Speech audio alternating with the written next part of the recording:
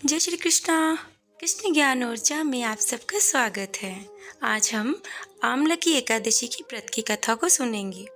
वेदिश नाम का एक नगर था जिसमें ब्राह्मण, क्षत्रिय, वैश्य और शूद्र सभी वर्ण आनंद से रहते थे। उस नगर में हमेशा वेद ध्वनि गूंजा करती थी और वहाँ किसी प्रकार का कोई अपराध भी नहीं होता था। साथ ही उस नगर में चैत्ररथ नाम का चंद्रवंशी राजा राज्य करता था, जो कि अत्यंत ही विद्वान और धर्मी था। वो है बहुत तरह के धर्म कर्म के कार्य करता रहता था। उस नगर में हर कोई सक्षम था, कोई भी व्यक्ति गरीब और कंजूस नहीं था। साथ ही उस नगरी के सभी लोग विष्णु भक्त थे और एकादशी का व्रत किया करते थे।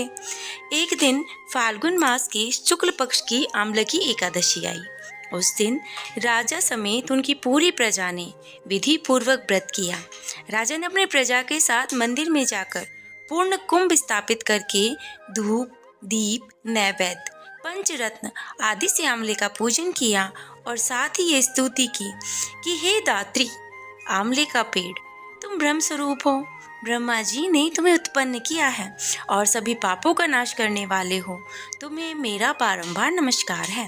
अब तुम मेरा अर्घ्य स्वीकार करो। तुम श्री रामचंद्र जी के द्वारा सम्मानित हो, तो मैं प्रार्थना करता हूँ, अतः आप मेरे समस्त पापों का नाश करो। इस स्थिति को पढ़ते हुए उस मंदिर में सबने रात्रि को जागरण किया। वहाँ उसी रात एक बहेलिया आया, जो कि अत्यंत पापी और दुराचारी था। वह जीव हत्या करके ही अपने परिवार का पालन पोषण करता था। उस दिन वह भूख और प्यास से अत्यंत ही व्याकुल था। वह इस जागरण को देखने के लिए मंदिर के कोने में बैठ गया और भगवान विष्णु और एकादशी महात्म्य की कथा को सुनने लगा।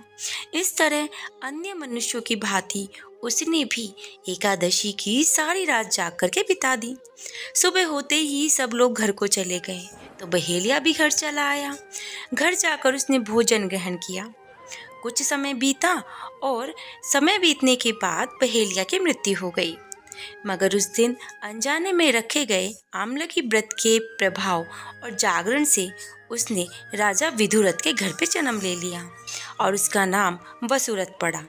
युवा होने पर वह चतुरंगिनी सेना सहित एवं धन धान्य से युक्त होकर 10,000 ग्रामों का पालन करने लगा।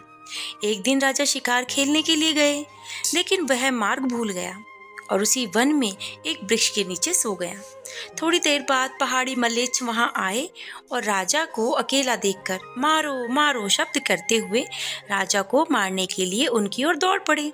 मलेच्छ कहने लगे, इसी दुष्ट राजा ने हमारे अनेक संबंधियों को मारा है तथा देश से निकाल दिया, अतः इसका भी अंत अवश्य होगा।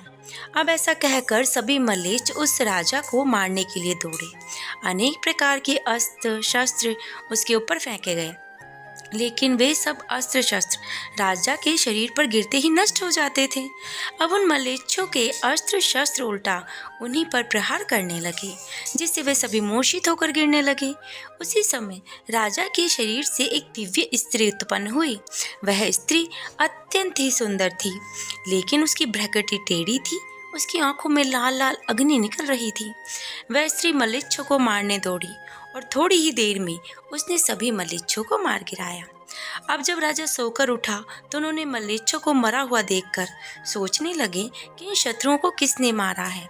इस वन में मेरा हितैषी कौन है जिसने मुझे बचाया। ऐसा विचार कर ही रहे थे कि आकाशवाणी हुई, हे राजा, इस संसार में विष्णु भगवान के अतिरिक्त तेरी सहायता कोई नहीं कर सकता। इस तरह की आकाशवाणी को सुनकर राजा अत्यंत प्रसन्न हुए और अपने नगर में सुखपूर्वक रहने लगे। कहते हैं यह आमलकी एकादशी के व्रत का प्रभाव था, जो राजा को कुछ भी नहीं हुआ। अतः जो मनुष्य इस आमलकी एकादशी का व्रत करते हैं और इस कथा को प्रेम भाव से सुनते हैं, वे प्रत्येक कार्य में सफल होते हैं और अंत में उन्हें विष्णु लोक की प्राप्ति होती है। जय श्री कृष्णा। राधे राधे।